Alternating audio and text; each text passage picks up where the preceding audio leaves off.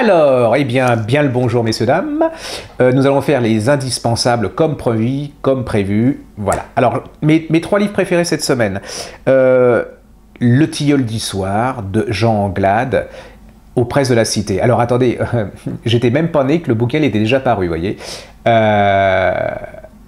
C'est incroyable, incroyable. Je crois que c'est un des premiers livres que j'ai vendu quand j'étais libraire, qui était paru en poche, et qui avait... J'avais jamais lu, hein, parce que c'était une genre livre régionaliste. Alors moi, livre régionaliste, en parisien snob, il n'était pas question que je lise ça.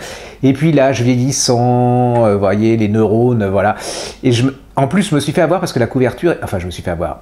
Oui, je me suis fait avoir parce que la couverture est absolument superbe. C'est une couverture printanière, enfin absolument. Et j'ai commencé à lire ce bouquin et je me suis fait avoir parce que c'est un excellentissime.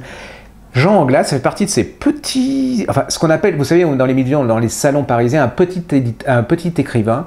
Mais à mon avis, c'est ce genre de type qui va rester universel et éternel. C'est-à-dire que je ne vois pas comment on pourra ne pas aimer ça, parce qu'en plus, son bouquin, c'est une sorte de témoignage. Alors, ça parle de deux catégories qui ont disparu, c'est-à-dire les médecins de campagne, vous savez, celui qui parcourait la campagne tout seul avec sa voiture, qui allait de ferme en ferme. Là, maintenant, ils sont à 50 dans le même cabinet. Donc, et puis, la vieille paysanne qui est en fin de... Bah, c'est une autre société, elle est là, elle est toute seule, son mari est mort. C'est une force de la nature, hein, elle a l'habitude de prendre son destin en main, mais il y a un moment, elle a des vertiges, elle a un lumbago, puis le médecin lui fait comprendre que il va falloir partir, quoi. Il va falloir qu'elle vende sa maison, qu'elle abandonne ses bêtes, et là c'est une horreur pour elle. Vous avez, c'est tout en poésie, c'est tout en délicatesse, c'est tout en humour, c'est bouleversant, et c'est un sujet éternel parce que universel, c'est l'histoire de la vieillesse, c'est l'histoire de la mort, et le médecin lui dit, bah écoutez, maintenant il faut que vous alliez dans une maison de retraite. Elle dit l'hospice, jamais.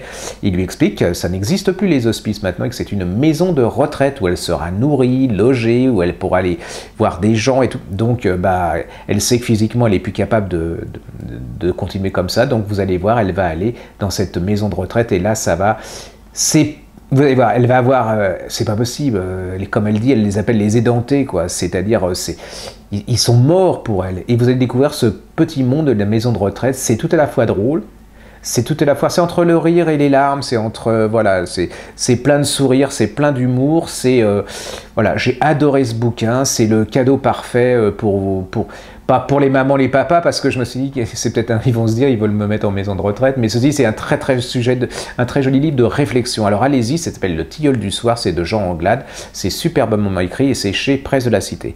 Le troisième, moi je suis un fan, pour moi, c'est voilà, un plaisir immense de connaître cette femme. Elle s'appelle Alexandra Lapierre. Alors, ils ont fait une chose géniale. Alors, attention, les enfants, chez Pocket, il n'y en a pas beaucoup, hein. Ils ont fait un bouquin extraordinaire. C'est 2 livres qui sont déjà parus, mais voilà, c'était en Pocket. Mais là, ils ont fait un truc extraordinaire. Regardez, il y a Entre passion et liberté, Fanny Stevenson. Voilà, et vous le retournez. Dans l'autre, vous avez Entre passion et liberté. Et vous avez une iconographie qu'il n'y a pas dans les... Voilà, regardez. C'est un tirage spécial. Alors, Entre passion et liberté, c'est un de ses chefs-d'œuvre. C'est celui qui a... On est en Angleterre, vous allez être partagé entre l'Angleterre et la Grèce. C'est celui qui a inventé la notion de musée et celui qui va ramener les premières vestiges de la civilisation grecque en Europe, qui va changer le destin et la vision de l'art en Europe.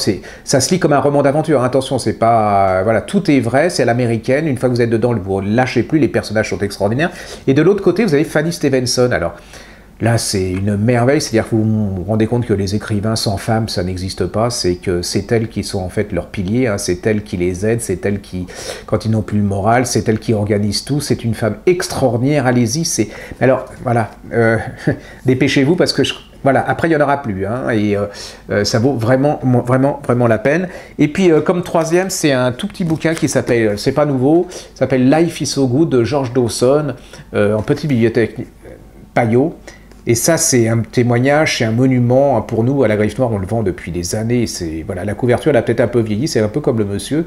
Il a 102 ans, il raconte sa vie, il a connu l'esclavage, et il connaît, pour ainsi dire, notre époque contemporaine, c'est-à-dire c'est toute une histoire des États-Unis à travers ce vieux monsieur. C'est plein de punch, plein d'humour, plein de vie, voilà, c'est un livre d'histoire vu, et ben, par un individu, c'est pas vu à travers les grands événements, c'est un individu qui vous parle de sa vie, qui parle des États-Unis, qui parle de son histoire.